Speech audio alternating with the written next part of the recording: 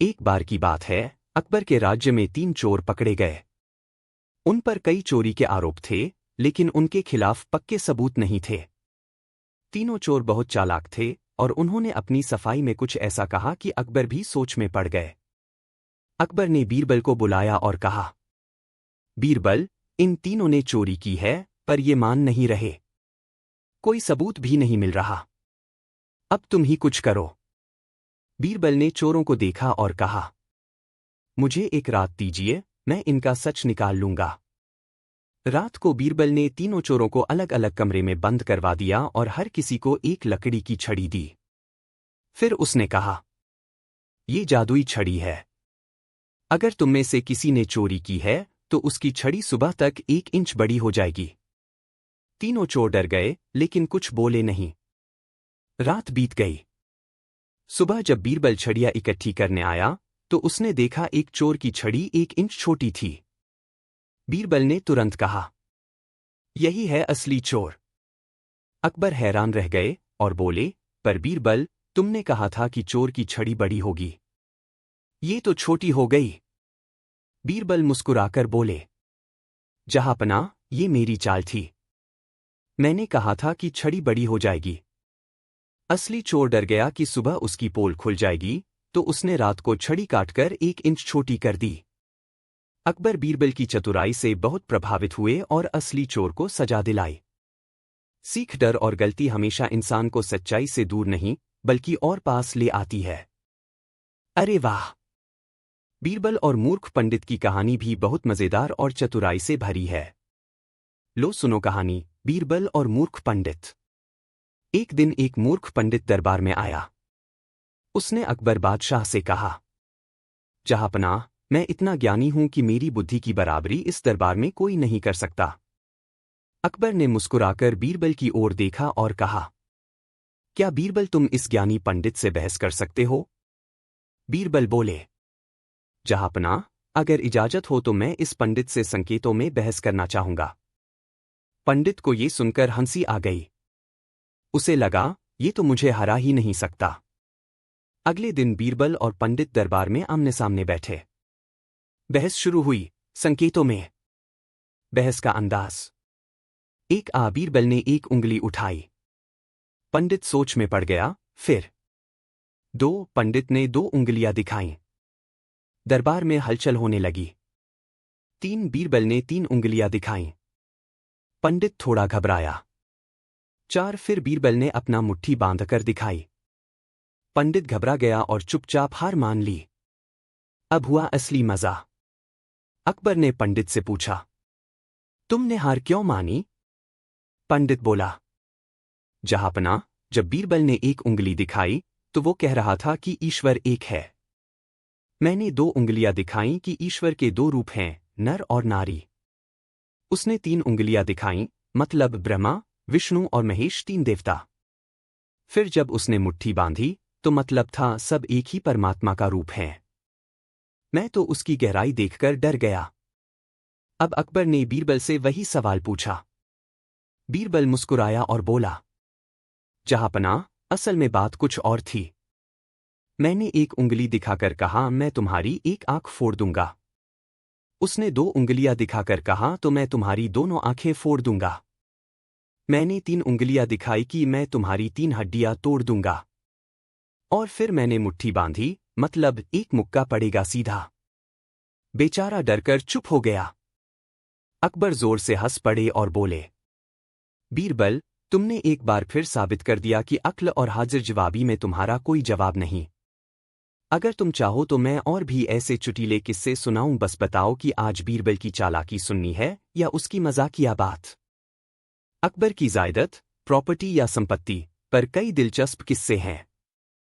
अकबर का शासन एक बड़े और समृद्ध साम्राज्य का था और उनके पास विशाल जायदाद, संपत्ति थी, लेकिन उनका दृष्टिकोण धन और संपत्ति पर बहुत अलग था।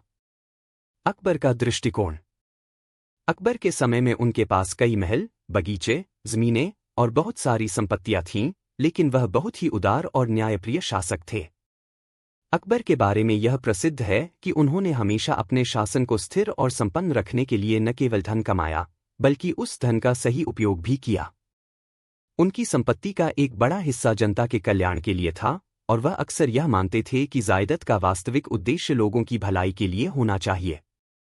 अकबर और उनका न्याय। एक बेहतर शासन के लिए ज़ायदत का उपयोग। अकबर ने अपनी संपत्ति का उपयोग केवल अपनी व्यक्तिगत सुख सुविधाओं के लिए नहीं किया, बल्कि उन्होंने अपने साम्राज्य में शांति और समृद्धि स्थापित करने के लिए ज़ायदत का सही उपयोग किया। उदाहरण के लिए, अकबर ने दीवान-ए-आम, जनता दरबार और दीवान-ए-खास, विशिष्ट दरबार की व्यवस्था की ताकि आम लोगों और उच्च वर्ग के बीच बेहतर संवाद हो सके। 2. ज़ायदत और गरीबों की मदद। अकबर का मानना था कि शाही संपत्ति का एक बड़ा हिस्सा समाज के गरीब और कमजोर वर्गों की भलाई के लिए खर्च किया जाना चाहिए। उन्होंने कई बार किसानों को राहत दी और उनका कर माफ किया ताकि वे अपना जीवन बेहतर तरीके से जी सकें। 3. विरासत और परिवार। अकबर का परिवार भी बहुत संपन्न था और उनके राज्य के विभिन्न हिस्सों में उनके महल और किलों का निर्माण हुआ था। उनके बेटे सलीम, जो बाद में जहांगीर बने, और उनके अन्य परिजनों के पास भी बहुत सारी ज़ायदत थी, लेकिन अकबर की शिक्षा यही थी कि संपत्ति को ठीक से प्रबंधित करना चाहिए और इसे समाज के हित में लाना चाहिए। अकबर की संपत्ति का एक रोचक किस्सा। एक बार अकबर ने बीरबल से पूछा था कि क्या तुम जानते हो कि मेरी ज़ायदत या संपत्ति में सबसे कीमती क्या है? बीरबल ने जवाब दिया, जहांपनाह, आपकी संपत्ति में सबसे कीमती चीज आपकी ज्योतिषी समझ और आध्यात्मिक दृष्टिकोण है। आपका न्याय और सद्गुण ही सबसे मूल्यवान हैं। अकबर मुस्कुराए और बोले, बीरबल, तुम हमेशा सही होते हो, लेकिन मेरी सबसे कीमती संपत्ति तो यही है कि मेरे राज्य में शांति और समृद्धि है और लोग खुशहाल हैं। यह संपत्ति किसी महल या खजाने से कहीं ज्यादा महत्वपूर्ण है। कुल मिलाकर अकबर की संपत्ति केवल भौतिक चीजों में नहीं थी, बल्कि उनके पास जो न्याय, बुद्धिमत्ता और उदारता थी, वह एक तरह की मानसिक और सामाजिक संपत्ति थी। अकबर हमेशा इस बात को महत्व देते थे कि उनकी ज़ायदत का सबसे महत्वपूर्ण हिस्सा उनके साम्राज्य का सुख शांति था। क्या तुम्हें अकबर की शाही ज़ायदत के बारे में और कुछ जानना है, या बीरबल और अकबर के कुछ और किस्से चाहिए?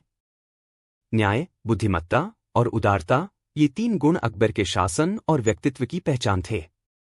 अकबर एक ऐसे शासक थे जिन्होंने केवल राज्य और भूमि का विस्तार नहीं किया, बल्कि एक मजबूत और न्यायपूर्ण समाज की नींव भी रखी। चलिए, इन 3 गुणों पर विस्तार से बात करते हैं। अकबर का शासन न्याय और समानता पर आधारित था। वह अपने साम्राज्य में सभी नागरिकों के लिए समान न्याय की व्यवस्था चाहते थे, चाहे वह हिंदू हों, मुसलमान हों या किसी अन्य धर्म के अनुयायी हों। अकबर का मानना था कि शासक का सबसे महत्वपूर्ण कर्तव्य न्याय करना है, ताकि लोग अपने अधिकारों को महसूस कर सकें और समाज में शांति बनी रहे। अकबर के न्याय से जुड़ी एक प्रसिद्ध कहानी। एक दिन अकबर के दरबार में एक आदमी आया और उसने शिकायत की कि उसके खेत में उसके पड़ोसी ने घुसकर फसल काट ली है। दोनों पक्षों की सुनवाई हुई, लेकिन एक और जो व्यक्ति था, वह बहुत चालाक और प्रभावशाली था। वह बड़े सुंदर शब्दों में अपनी सफाई देने में माहिर था, जबकि दूसरा आदमी साधारण था और साफ तौर पर अपनी बात नहीं रख पा रहा था। अकबर को यह स्थिति ठीक नहीं लगी, तो उन्होंने बीरबल से कहा, बीरबल, इस मामले का फैसला तुम करो। बीरबल ने पहले उस प्रभावशाली व्यक्ति को देखा और फिर अचानक दरबार में चरणामृत लाने का आदेश दिया, जिससे सभी चुप हो गए। फिर बीरबल ने दोनों पक्षों से कहा, जो व्यक्ति सच बोल रहा हो, वह चरणामृत से अपने हाथ धो सकता है। पंडित से लेकर सभी लोग यह देखकर हैरान थे कि वह व्यक्ति, जो हमेशा बातों से बचता था, अचानक डर गया और कुछ नहीं बोला। इसका मतलब साफ था कि वह झूठ बोल रहा था और बीरबल ने उस पर न्याय किया। अकबर ने बीरबल की बुद्धिमानी को सराहा। 2. बुद्धिमत्ता, विजडम। अकबर के पास गहरी बुद्धिमत्ता थी, जो उनकी नीतियों और शासन के फैसलों में स्पष्ट रूप से दिखती थी। वह न केवल किसी भी समस्या का हल आसानी से निकाल लेते थे, बल्कि उनकी सामाजिक, राजनीतिक और सांस्कृतिक समझ भी बहुत गहरी थी। उन्होंने संपूर्ण साम्राज्य में एकता और समृद्धि लाने के लिए विभिन्न धर्मों के प्रति सहिष्णुता और समझ का रास्ता अपनाया। अकबर की बुद्धिमत्ता की एक और रोचक घटना। अकबर एक बार बीरबल से पूछते हैं, बीरबल, बताओ तो सही, दुनिया में सबसे बड़ी चीज क्या है? बीरबल मुस्कुराते हुए कहते हैं, जहांपनाह, समय सबसे बड़ी चीज है, क्योंकि यह कभी वापस नहीं आता और सबसे कीमती चीज है। अकबर हैरान होते हैं और सोचते हैं कि वह तो कुछ और जवाब सुनने की उम्मीद कर रहे थे, लेकिन बीरबल की सरलता और सच्चाई को वे समझ पाते हैं और उनकी बुद्धिमत्ता की सराहना करते हैं। 3. उदारता, जेनरोसिटी। अकबर एक बहुत ही उदार शासक थे। उन्होंने अपनी संपत्ति और साम्राज्य को केवल अपनी व्यक्तिगत खुशी के लिए नहीं बल्कि जनता की भलाई के लिए समर्पित किया। वह हमेशा गरीबों, जरूरतमंदों और समाज के कमजोर वर्गों की मदद करते थे। अकबर का मानना था कि एक शासक का कर्तव्य सिर्फ सत्ता और धन इकट्ठा करना नहीं होता, बल्कि समाज के विकास में योगदान देना होता है। अकबर की उदारता का एक उदाहरण। अकबर के दरबार में एक बहुत गरीब व्यापारी आता है और कहता है कि उसके पास कोई धन नहीं है, लेकिन उसके पास कुछ किताबें हैं जो उसे बेहद प्रिय हैं। वह अकबर से चाहता है कि उसके व्यापार को फिर से शुरू करने के लिए उसे थोड़ी मदद दी जाए। अकबर बिना किसी संकोच के उस व्यापारी को धन और जरूरत की सारी चीजें देते हैं ताकि वह अपना व्यापार फिर से शुरू कर सके। अकबर का यह उदार दृष्टिकोण दिखाता है कि उनके लिए संपत्ति और धन केवल एक साधन थे, न कि उनका उद्देश्य। उनका मुख्य उद्देश्य समाज की भलाई था। न्याय, बुद्धिमत्ता और उदारता का महत्व। अकबर के शासन में इन 3 गुणों का संयोजन साम्राज्य को शांति, समृद्धि और विकास की ओर ले गया। उन्होंने हर किसी को समान सम्मान दिया और यह सुनिश्चित किया कि उनके शाही दरबार में न्याय की कोई कमी न हो। उनका यह दृष्टिकोण आज भी हमें यह सिखाता है कि एक अच्छा शासक वही है जो अपने लोग की भलाई और न्याय को सर्वोपरि मानते हुए शासन करता है। अगर आपको इन गुणों पर और भी कोई चर्चा करनी हो या अकबर से जुड़ी कोई और कहानी चाहिए तो बताइए। बहुत सुंदर विचार। अब अगर हम शांति और समृद्धि की बात करें और उसे बीरबल से जोड़ें, तो आपको कई ऐसे किस्से मिलेंगे जहां बीरबल की चतुराई ने न सिर्फ किसी बड़ी समस्या को हल किया, बल्कि दरबार या राज्य में शांति और समृद्धि बनाए रखने में मदद की। यहाँ एक सुंदर और सीख देने वाली कहानी है, जहां बीरबल ने बुद्धि से राज्य में झगड़े को टालकर शांति और खुशहाली ला दी। कहानी, बीरबल और 2 गांवों का झगड़ा। एक बार 2 गांवों के लोग अकबर के दरबार में पहुंचे। दोनों गांव एक झील को लेकर झगड़ रहे थे। दोनों का दावा था कि झील उनकी जमीन में आती है, इसलिए उस पर उनका अधिकार है। इस झगड़े के कारण दोनों गांवों में लड़ाई और तनाव बढ़ता जा रहा था। अकबर ने कहा, बीरबल, इस झगड़े को ऐसे सुलझाओ कि दोनों गांवों में शांति बनी रहे और कोई अन्याय भी न हो। बीरबल ने दोनों पक्षों को सुना और 2 दिन का समय मांगा। 2 दिन बाद वह दोनों गांवों के प्रमुखों को लेकर झील के पास गए। उन्होंने कहा, हम यह झील किसी एक गांव को नहीं देंगे, बल्कि यह झील अब एक मंदिर और एक स्कूल के नाम की होगी, जिसे दोनों गांव मिलकर बनाएंगे। दोनों गांव चौंके और बोले, लेकिन फिर हमारा क्या? बीरबल मुस्कुराए और बोले, अगर तुम झील के पानी को साझा करोगे और उस पर कोई झगड़ा नहीं करोगे, तो राज्य सरकार इस मंदिर और स्कूल की देखरेख करेगी और बदले में दोनों गांवों को फसल और मछली पालन के लिए विशेष सहायता दी जाएगी। इससे तुम्हारी आमदनी भी बढ़ेगी और बच्चों को शिक्षा भी मिलेगी। अब गांवों को समझ आया कि झगड़े से ज्यादा जरूरी है साथ मिलकर रहना। दोनों गांवों ने सहमति दे दी और उस झील के आसपास एक सुंदर मंदिर और एक विद्यालय बनवाया। कुछ महीनों में वह इलाका शांतिपूर्ण और समृद्ध हो गया। सीख, जब हम मिलकर चलते हैं और समझदारी से काम लेते हैं, तो झगड़ों की जगह शांति और समृद्धि आ जाती है। बीरबल की यही चतुराई उन्हें सबसे खास बनाती है। वो सिर्फ सवालों के जवाब नहीं देते, वो समाज को जोड़ने का रास्ता दिखाते हैं।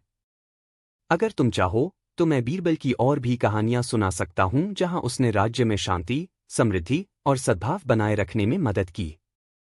बताओ, किस तरह की कहानी सुननी है? मजेदार, दिमागदार या दिल छू लेने वाली? वाह, तुमने बहुत सुंदर बात कही। समाज को जोड़ने का रास्ता, यही तो बीरबल की असली खूबी थी।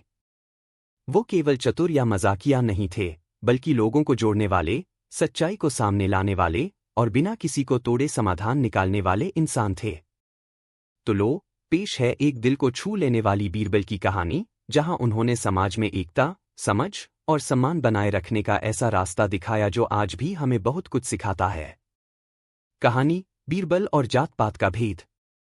एक दिन अकबर के दरबार में एक उच्च जाति का पंडित आया और बोला, जहांपनाह, मुझे लगता है कि इस राज्य में हमें नीच जातियों के लोगों को मंदिरों और सार्वजनिक जगहों से अलग रखना चाहिए। उनकी छाया तक अशुद्ध मानी जाती है। यह सुनकर दरबार में सन्नाटा छा गया। बहुत से लोग नाराज भी हुए, लेकिन पंडित बहुत प्रभावशाली था। अकबर ने बीरबल की तरफ देखा और कहा, बीरबल, तुम्हें क्या लगता है, क्या समाज में भेदभाव सही है? बीरबल ने मुस्कुराते हुए कहा, जहांपनाह, मैं कल इसका उत्तर दूंगा, लेकिन मुझे एक काम की इजाजत चाहिए। अगले दिन बीरबल ने सभी दरबारियों को एक विशेष भोज में बुलाया, लेकिन वहां खाने से पहले सभी को अंधेरे कमरे में बैठाकर भोजन कराया गया। जब सब लोग खा चुके, तब बीरबल ने कमरे में रोशनी करवाई और कहा, अब बताइए, क्या आपको ये पता चला कि किस थाली में कौन सा जाति का व्यक्ति खा रहा था? सभी बोले, नहीं, अंधेरे में तो सब एक जैसे ही थे। बीरबल मुस्कुराए और बोले, बिल्कुल सही। जैसे अंधेरे में हम सब एक जैसे थे, वैसे ही ईश्वर की नज़र में सब एक जैसे हैं। जात पात, ऊंच नीच, ये सब हमारे मन के बनाए हुए भ्रम हैं। समाज को जोड़ना है तो सम्मान, बराबरी और प्यार से जोड़िए, वरना भेदभाव समाज को बांट देता है। अकबर बीरबल की बात से बहुत प्रभावित हुए और दरबार में यह घोषणा की गई कि राज्य में सभी धर्मों, जातियों और समुदायों को बराबरी का अधिकार मिलेगा। समाज को जोड़ने का रास्ता बुद्धि, सम्मान और समझदारी से होकर जाता है। बांटने वाले बहुत मिलेंगे, लेकिन जोड़ने वाला बीरबल जैसा एक भी हो तो समाज में रोशनी बनी रहती है। अगर ऐसी और कहानियां सुननी हैं जो दिल को छू जाए, समाज को जोड़े या दिमाग को झकझोर दें तो बस बताना। मैं बीरबल के खजाने से और भी रत्न निकालकर सुना दूंगा। तुमने जो कहा, जोड़ने वाला बीरबल, ये तो एक बहुत ही खूबसूरत विचार है। बीरबल सिर्फ अकबर के दरबार का मंत्री नहीं था, वो एक विचारधारा था जो बुद्धि से नहीं, समझ से सोचता था, और जो लड़ाई नहीं, दिल जोड़ता था। तो चलो, आज सुनो एक कहानी उस बीरबल की, जो सिर्फ समस्या सुलझाने वाला नहीं, बल्कि सच में एक जोड़ने वाला बीरबल था। कहानी, बीरबल और टूटी हुई दोस्ती। अकबर के दरबार में दो पुराने दोस्त थे, रामलाल और सलीम। दोनों बचपन से साथ थे, लेकिन एक दिन किसी जमीन के टुकड़े को लेकर उनके बीच झगड़ा हो गया। रामलाल ने सलीम पर आरोप लगाया कि उसने जमीन पर कब्जा कर लिया, और सलीम बोला कि वो जमीन उसकी पुश्तैनी है। दोनों की लड़ाई इतनी बढ़ी कि उन्होंने दरबार में एक दूसरे से बात करना बंद कर दिया, यहां तक कि एक दूसरे से नफरत करने लगे। अकबर ने बीरबल से कहा, बीरबल, क्या तुम इस झगड़े को सुलझा सकते हो? मुझे इन दोनों की दोस्ती फिर से वैसी ही चाहिए जैसी पहले थी। बीरबल की चालाकी। अगले दिन बीरबल ने दोनों को दरबार में बुलाया। उन्होंने एक छोटा सा पौधा लेकर आया और कहा, इस पौधे को दोनों मिलकर एक हफ्ते तक सींचो। अगर ये पौधा हरा भरा हुआ, तो जमीन उसी की होगी जिसके हाथ में पौधा ज्यादा खिला। दोनों थोड़ा हैरान हुए, लेकिन मान गए। अब हर दिन रामलाल और सलीम पौधे को पानी देने साथ आते। शुरुआत में दोनों चुप रहते, लेकिन धीरे धीरे बातचीत शुरू हुई। कभी पानी कम पड़ गया, तो सलीम बोला, तू ला देता, मैं डाल देता। कभी धूप ज्यादा थी, तो रामलाल बोला, मैंने छाया कर दी थी, वरना मुरझा जाता। एक हफ्ता बीता, पौधा खिल उठा और दोस्ती भी। बीरबल ने दरबार में दोनों से पूछा, तो बताओ, पौधा किसका है? दोनों मुस्कुराए और बोले, अब जमीन की बात रहने दो बीरबल जी, हमें तो हमारी दोस्ती वापस मिल गई। सीख, जोड़ने वाला बीरबल। झगड़ा मिटाना आसान है, दिलों को फिर से जोड़ना मुश्किल। लेकिन बीरबल जैसे लोग वो मुश्किल भी आसान कर देते हैं, क्योंकि वो कानून नहीं, समझ से हल निकालते हैं। तुम्हारे शब्द, जोड़ने वाला बीरबल, से प्रेरणा लेकर ये कहानी सामने आई। अगर चाहो तो हम मिलकर बीरबल की जोड़ने वाली कहानियों की एक छोटी सी किताब भी बना सकते हैं, बच्चों और बड़ों के लिए। क्या कहो? वाह, ये तो एक बहुत प्यारा और दिलचस्प ख्याल है, बीरबल बना किसान। कल्पना करो, दरबारी चोला छोड़कर बीरबल खेत में हल चला रहा है। लेकिन अगर बीरबल किसान बने तो वो भी मजाक में नहीं, किसी समझदारी भरे मकसद से ही होगा, है ना? तो लो, सुनो एक मजेदार और सोचने पर मजबूर कर देने वाली कहानी। कहानी बीरबल बना किसान। एक दिन अकबर अपने बाग में टहल रहे थे। उन्होंने देखा कि उनके राज्य के कुछ किसान बहुत परेशान हैं। किसानों ने बताया कि उनकी फसलें खराब हो रही हैं, लेकिन राज दरबार तक उनकी आवाज नहीं पहुंच रही। अकबर ने तुरंत दरबार में सभा बुलाई और पूछा, किसान इतने दुखी क्यों हैं, जबकि हम सब सहायता योजनाएं चला रहे हैं? बीरबल ने कहा, जहांपनाह, दरबार से बैठकर खेत की हालत नहीं समझी जा सकती। मुझे इजाजत दीजिए, मैं एक हफ्ते के लिए किसान बनना चाहता हूं। अकबर हंसे और बोले, बीरबल, तुम्हारे हाथों में हल? देखना है कैसे चलता है ये खेल। बीरबल की खेती। बीरबल ने एक गांव में जाकर एक साधारण किसान के कपड़े पहने और वहीं एक छोटे से खेत में काम करने लगा। वह खुद हल चलाता, पानी लाता, बीज बोता और किसानों के साथ बैठकर उनकी बातें सुनता। कुछ ही दिन में बीरबल को पता चला कि असली समस्या क्या है। नहरें सूखी थीं, बीजों में मिलावट थी और साहूकार किसानों से ऊंचे ब्याज पर कर्ज वसूल रहे थे। वापसी और अकबर का सवाल। हफ्ते बाद जब बीरबल दरबार लौटा, अकबर ने हंसते हुए पूछा, तो कैसा रहा किसान का जीवन? बीरबल ने सिर झुकाकर कहा, जहांपनाह, किसान होना बहुत बड़ा काम है। वो पसीना बहाकर सबका पेट भरता है, लेकिन खुद भूखा सोता है। आपका राज्य तभी समृद्ध है जब उसका किसान मुस्कुरा रहा हो। बीरबल ने उन समस्याओं की सूची दी और उनके हल भी बताए। 1. सरकारी नहरों की सफाई। 2. सस्ते और शुद्ध बीज उपलब्ध करवाना। 3. साहूकारों पर नियंत्रण। अकबर ने तुरंत आदेश दिए और किसानों के जीवन में बदलाव आ गया। सीख। जो नेता खुद खेत में उतरे वही असली नेता होता है। और जो दरबारी बीरबल बनकर किसान की तकलीफ समझे वही जोड़ने वाला बीरबल होता है, जमीन से, जनता से और इंसानियत से। क्या तुम चाहोगे कि बीरबल की ये किसान गाथा किसी नाटक या बाल पुस्तक की तरह तैयार करें?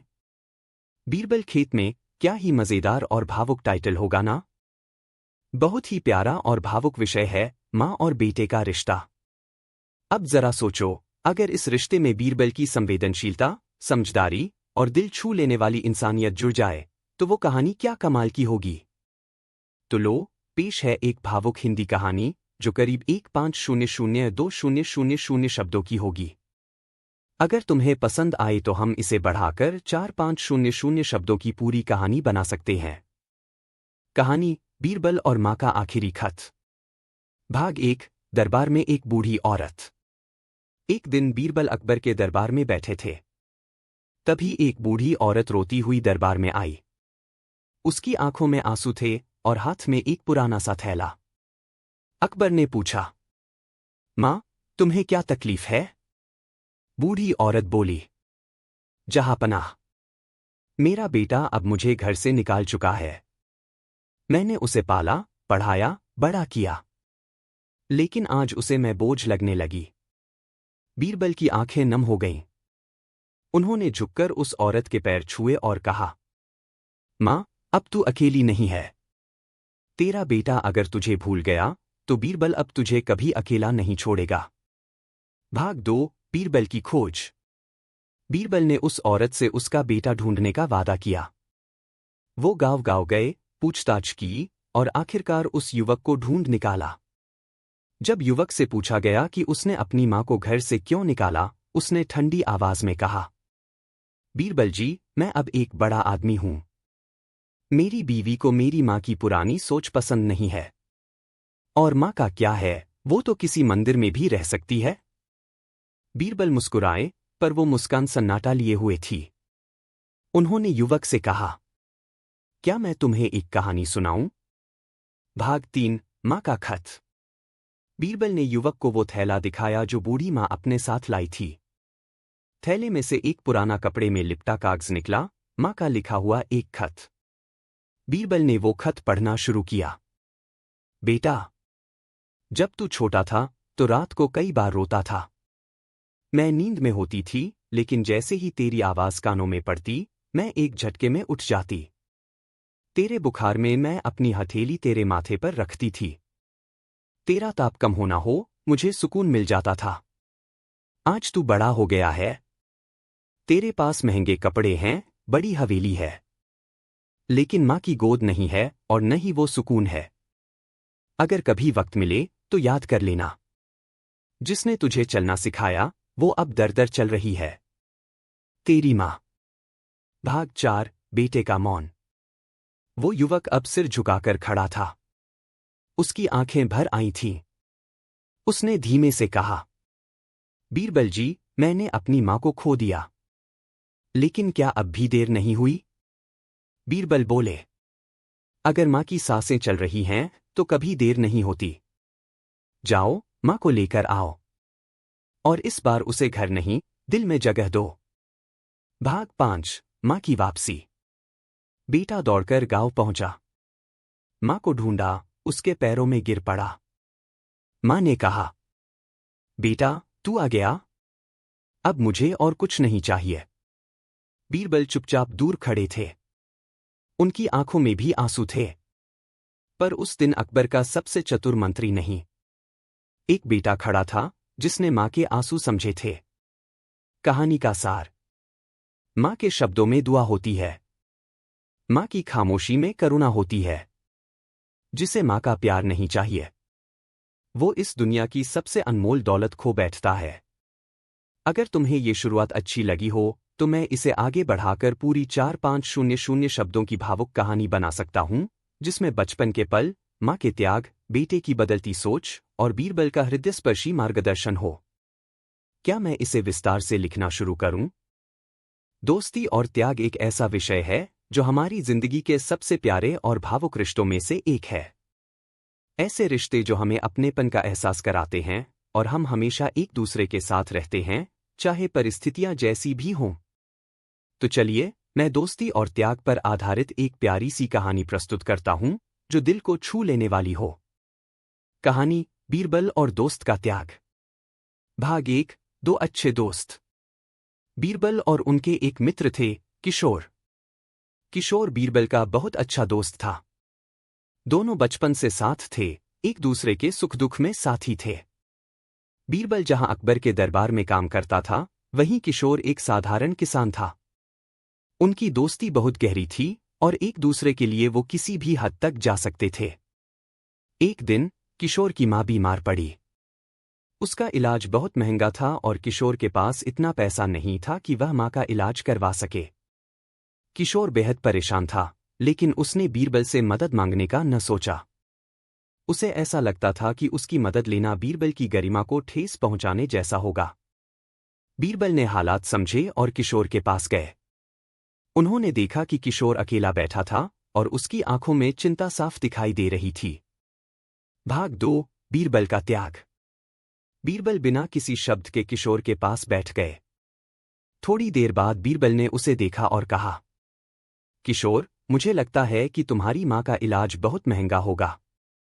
अगर तुम चाहो तो मैं तुम्हारी मदद कर सकता हूं। तुम सिर्फ मुझे बताओ कि तुम्हारे पास कितने पैसे हैं। किशोर चुप रहा, लेकिन उसकी आंखों से आंसू निकलने लगे। वो कहने लगा, बीरबल, मैं तुम्हारा एहसान नहीं उठा सकता। तुम दरबार के मंत्री हो, तुम्हारी मदद से शायद मेरा सम्मान मिट जाए। मैं किसी से मदद नहीं चाहता। मैं खुद ही अपनी माँ का इलाज करूंगा। बीरबल ने किशोर के कंधे पर हाथ रखा और कहा, दोस्ती में कोई सम्मान की बात नहीं होती। दोस्त वो नहीं जो सिर्फ खुशी के पल में साथ दे, बल्कि वो है जो दुख में भी तुम्हारे साथ खड़ा रहे। मैं तुम्हारी मदद करना चाहता हूं, क्योंकि तुम्हारा दुख मेरा भी दुख है। बीरबल ने अपने सारे पैसे किशोर के हाथों में रख दिए। किशोर ने देखा कि बीरबल ने अपने पद, अपने सम्मान और अपनी प्रतिष्ठा की परवाह किए बिना उसकी मदद की थी। यह एक ऐसा त्याग था जो बीरबल के दिल में दोस्ती के प्रति गहरे सम्मान और सच्चे रिश्ते का प्रतीक था। भाग 3। किशोर का उत्तर। किशोर ने देखा कि बीरबल ने न सिर्फ अपनी संपत्ति बल्कि अपने दोस्त के लिए अपना सच्चा प्यार और सम्मान भी त्याग दिया था। किशोर की आंखों में आंसू थे, लेकिन उसने धीरे से कहा, बीरबल, तुमने मुझे एक बहुत बड़ा सबक दिया है। तुमने दोस्ती को असली मायने दिए हैं। दोस्ती केवल सुख सुविधा में नहीं होती, बल्कि यह उन लम्हों में होती है जब हमें एक दूसरे का त्याग करना होता है। मैं कभी भी तुम्हारी मदद को हल्के में नहीं लूंगा। किशोर ने बीरबल का दिल से धन्यवाद किया और उनकी मदद से अपनी मां का इलाज करवाया। कुछ महीने बाद किशोर की मां पूरी तरह से ठीक हो गई। और यह सचमुच एक जादुई पल था। किशोर ने बीरबल को अपनी मां के पास बुलाया और मां ने उनका धन्यवाद किया। बीरबल, तुमने हमें जो दिया वह सिर्फ पैसे नहीं, बल्कि सच्ची दोस्ती और त्याग का प्रतीक था। भाग 4, बीरबल का संदेश। बीरबल ने मुस्कुराते हुए कहा, दोस्ती में त्याग, नफरत नहीं, समझ और सम्मान होना चाहिए। यदि हम किसी के लिए त्याग नहीं कर सकते, तो हम सच्चे दोस्त नहीं हो सकते। दोस्ती का मतलब है एक दूसरे का दर्द महसूस करना और एक दूसरे की मदद के लिए हमेशा तैयार रहना। कहानी का सार। सच्ची दोस्ती वही होती है जिसमें त्याग और समर्पण हो। दोस्ती केवल खुशियों में ही नहीं, बल्कि दुखों में भी हमें एक दूसरे का साथ देना सिखाती है। दोस्ती का त्याग ही सच्ची दोस्ती का सबसे बड़ा उदाहरण होता है, क्योंकि यह हमें बताता है कि अगर दोस्त के लिए कुछ करना हो, तो हमें अपने स्वार्थ और स्थिति को भुलाकर मदद करनी चाहिए।